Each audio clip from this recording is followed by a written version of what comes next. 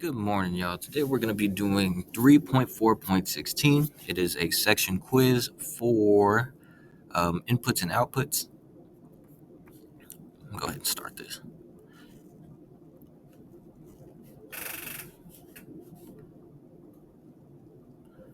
Hi.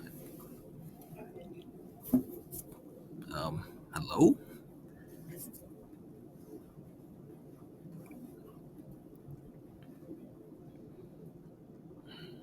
Okay. Match each item on the left to its appropriate category on the right. Okay. So, a monitor, can you physically touch it? Well, if you can, it is hardware. Um, Internet, well, I'll go down. An operating system, it is a can you physically touch it? And I'm not talking about the CD you can buy at the store for Windows. No, it is software. A power cable, can you touch it? Yes, you can. A video game, can you touch it?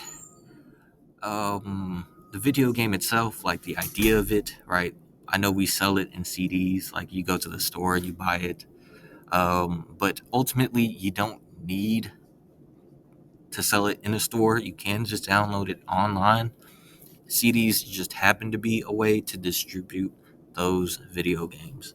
So, because ultimately they are software, because ultimately it is just a bunch of code that runs on your PlayStation or your Xbox or your PC.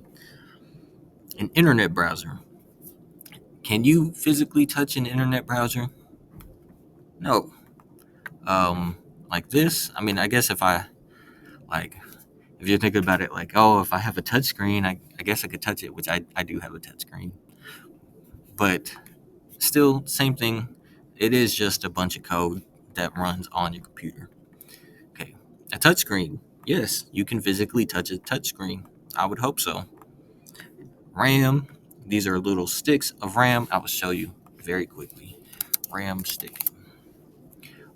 These little sticks of RAM are in your computers as we speak, and they temporarily hold information. And then a video game controller, I know from my own experience that yes, you can touch a video game controller. I'll go ahead and check my answer. Um, yes. And I will say, y'all's order of questions might be different, but the questions should be relatively the same. Okay. Which of the following is a term for a device usually external to a component or usually external to a computer that is plugged into a computer's communication port or connected wirelessly? Device is plugged into communication port. It's a plug-in. No, usually external that is plugged in. So this is a more general, all-encompassing term. Um, so it's not a plug-in. While you do plug it in, it's not a flash drive.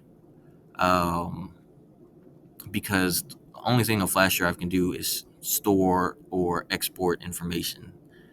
A peripheral is basically the official term of saying like an attachment to your computer, right? Like a peripheral is any input or output, um, right? Like technically, an external hard drive is not a peripheral, but a webcam, a microphone, um, a monitor, any input or output is considered a peripheral. Oh, I guess I'll check my answer. Okay.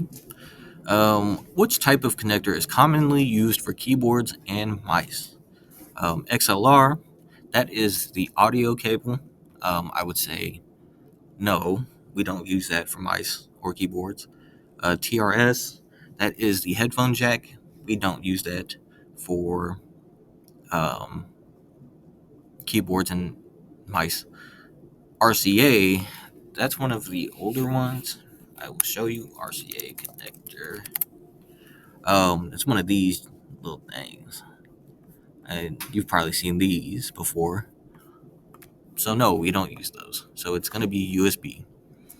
Generally, everything plugs in by USB unless it's specialized. XLR is specialized, TRS is specialized, RCA is specialized, and they all happen to be audio or video cables. A customer has brought a computer in to be repaired. He said he thinks that the sound card has stopped working because no audio is produced when music, video, or DVDs are played. Which troubleshooting step should you take first? And it says select two. Um, it says download and install the latest sound card drivers. Verify that no IRQ or IO port address conflicts exist between the card and other devices in the system. Verify that the volume isn't muted. Replace the sound card with a known good spare. And verify that the speakers are plugged into the correct jack and powered on. So when you are troubleshooting things and it specifically asks you which steps should you take first, that's a big one. There's this, you should really be thinking about things in what I call going from least invasive to most invasive. And what I mean by that is that, you don't want to dig into a computer, breaking out parts and replacing them before you even check if it's plugged in or not. Um, and you always want to check for the most simple things first. No matter how experienced you are, sometimes it will get you in the butt if you don't check if something is plugged in or if something is powered on or whatever it may be. So, out of all these options, verifying that the volume isn't muted is very simple, and um verify that the speakers are plugged into the correct jack is also a very simple choice. And there we go. And those are the correct answers. Um, right, because if we don't do these steps first and then we replace the sound card, we won't even know if that sound card is bad, which is kind of a waste of money. Okay, you're troubleshooting a malfunctioning notebook computer. Nothing appears on the LED display when the system is powered on. Which of the following is the best step to try first? Okay, a notebook computer, which is a laptop. Um, so we have all these steps. Plug in an external monitor, replace the motherboard, calibrate the battery, replace the video card. So I'm going to go ahead and explain or pick this answer, and I'll explain why.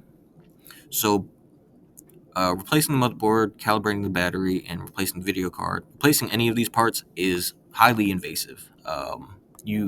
Anytime you replace things or remove things from the inside of a computer, um, you are risking damaging the entire system, and that is risk that you don't want to take if you don't have to. Calibrating the battery is not so risky, but it says here nothing appears on the LED display when the system is powered on. So we know it's powered on, whether that be like by lights on the side of it or something, or like we can hear the fans on, um, and that wouldn't necessarily affect the LED display. Um, Now, when we plug in an external monitor, it should be relatively easy, right? Especially if you're an IT technician, you definitely have one laying around, and you should have one laying around. You just plug it in through the HDMI. It should already be plugged into the wall, and then if nothing happens after like 20 or so seconds, well, we know it's likely the video card. Oh, let me check my answer. There we go. Okay. Which connector on the back of a computer is used to attach a mouse to a modern PC system? Um, let's go through all our answers. USB A, that is the typical USB you see, where you try to plug it in one time and it doesn't fit or doesn't feel like it fits. You flip it over, you try to plug it in, it definitely doesn't fit, and then you flip it back over and somehow it fits that time. Um, it's the one that you typically see. It is slowly being phased out, and because I'm getting older, I kind of wish it wasn't, but that's a whole other topic. RJ45, we know that is the Ethernet connector that we typically see. That is not what we're looking for at all. High density 3-row female DB15. What is that? Let's look that up. DB15. That is a gun. I should have guessed. Okay. It looks like some parallel. Um, it's not VGA. It's some type of parallel port. That doesn't matter. I know a mouse does not go in there. So that's C and D out. Mini DIN, we'll look that up.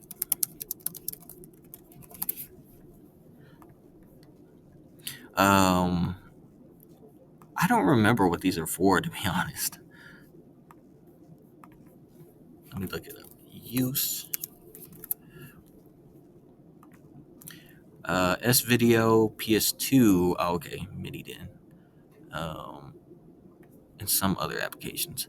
So mini DIN is similar to PS2 ports. But while we can use these for mice and keyboards, we don't use them for mice and keyboards anymore.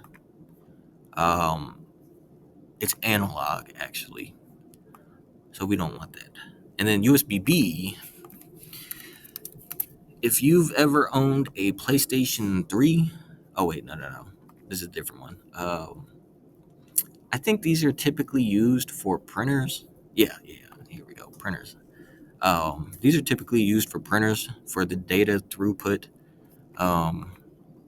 So it's not what we want. And I'm gonna check my answer. So the reason why I go through all these answers, even though all of us probably, once I said like USB A is the one you commonly see, especially nowadays, is because I still want you to know what all of this is, or at least be somewhat familiar with it, right? Like you might not remember mini DIN is also known as PS2, but hopefully you come across it one time and you're like, yeah, I remember, like it's older or something. So let's go ahead and go next. I like kind of following it as it loads. This is definitely a USB. It's not an RJ45. It's not an Ethernet cord. I'm going to pick that. What is a NEMA 515R? Sounds like a tire. Huh. The more you know. It's the normal wall plug. NEMA 515R. It's the female side of like the extension cords. Huh. Now let's look up an LCSC connector. These are fiber optic. Yeah, I was familiar with it. I didn't remember that though. Yeah, these are fiber optics. If you go to work for AT&T right now, you will deal with a lot of these. Check my answer. I mean, I know it's correct. Okay. You are trying to connect a new USB device to your computer. You install the driver and then connect the device to an open USB port. The device does not work. Which of the following troubleshooting steps is the best to try first? Okay, so it is try first, like we have done before, but it is which one is the best one to try first? So it says install a new USB controller card, replace the USB device, make sure the USB device is plugged in properly, and try a different USB cable. So it says you were trying to connect, you install the driver, and then connect the device to an open USB port. The device does not work. I would say, right, remember, least invasive to most invasive. These two, make sure the USB is plugged in properly, and try a different USB cable. One of these is the correct answer, right? Installing a new USB control card is it's very invasive. And then replacing the USB device is, while technically not invasive, it would cost more money to do that, right? Like these two things are free and don't harm anything. Hmm. Make sure the USB device is plugged in properly. I'm going to say that.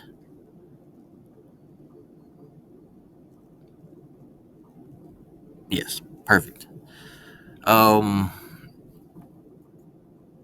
why is this? Why is this not the one?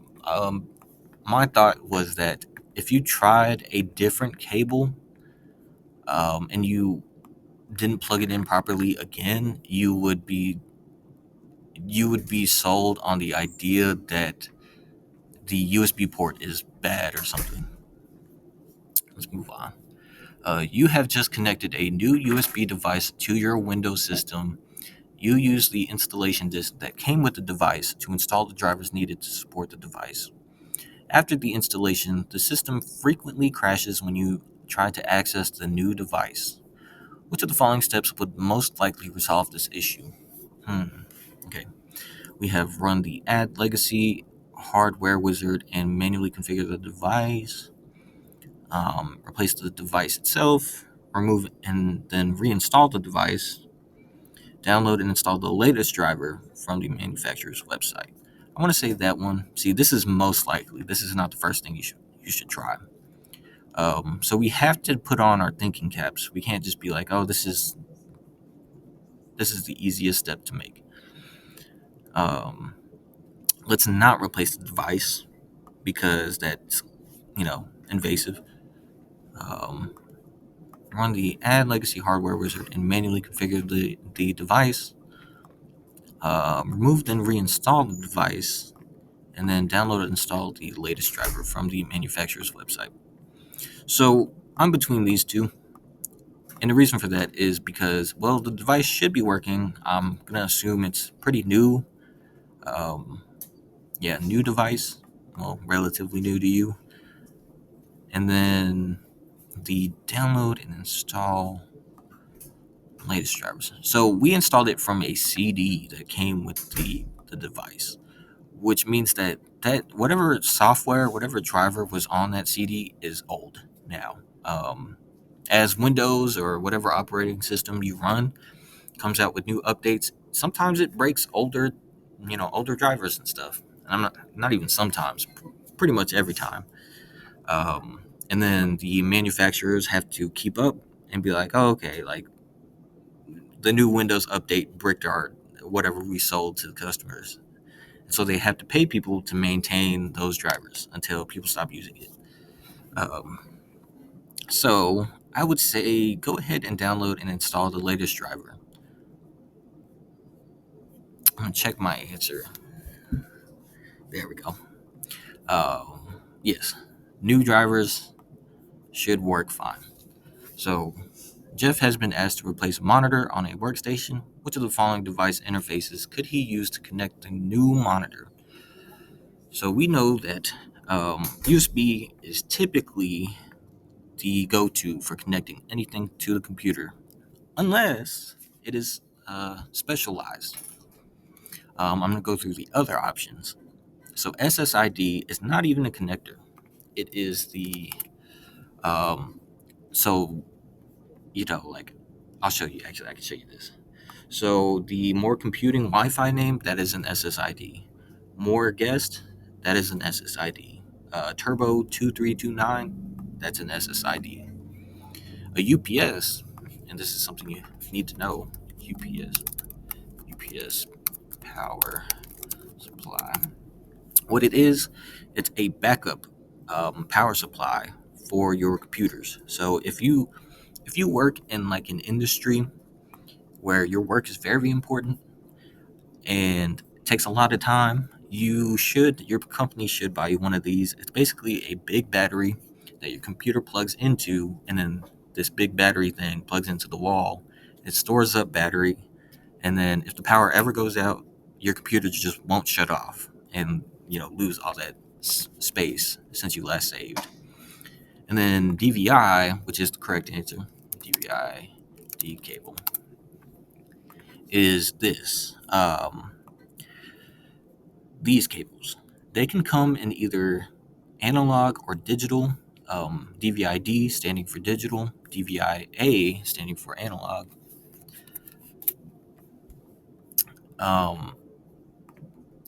And the reason why this video needs a special cable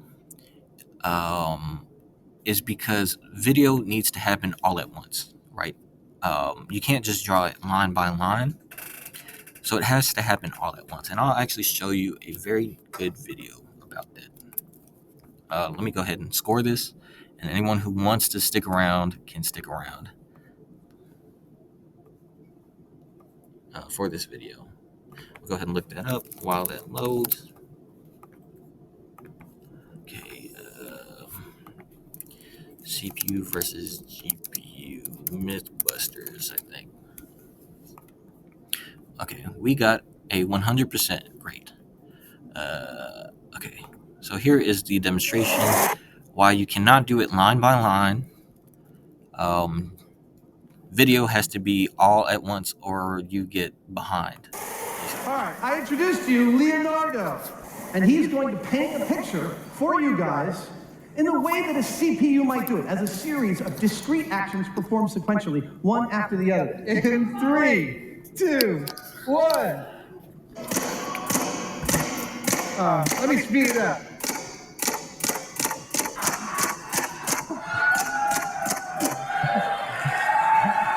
Ladies and gentlemen. So it did those paintballs one by one. 2.0. When we hit this trigger on this thing, 2,100 gallons of air goes through these accumulators, out these valves, into all 1,100 of these tubes, into these tubes in which the bottom of is a paintball. Each of those paintballs will fly across 7 feet of space and in 80 milliseconds reach its target, hopefully. When it's all said and done, it's going to paint the Mona Lisa. GPU painting demonstration. Yep.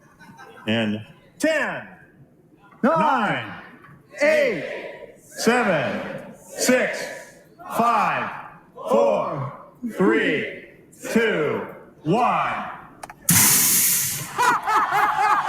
And that's what your computer does to produce video. It does that at least 60 times a second.